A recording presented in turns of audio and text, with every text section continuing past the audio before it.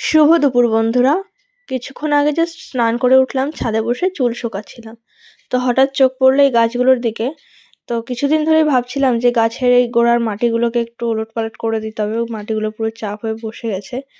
তো তার জন্য এখানে হাতে একটা রড নিয়ে বসে গেছি কাজটা করতে।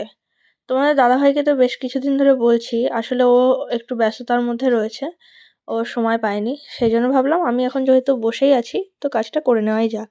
তো দেখো গাছের গোড়ার মধ্যে মাটিগুলোর মধ্যে না অনেক মানে মাটির যে শিকড় হয়, কোনো আগাছার শিকড় হবে, সেগুলো অনেক ছিল, সেগুলোকেও একটু পরিষ্কার করে নিচ্ছি।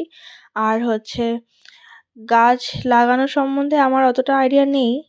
তো আমার বাবা বলে নাকি এরকমভাবে গাছের গোড়া মাঝে মাঝে একটু করে দিলে ভালো।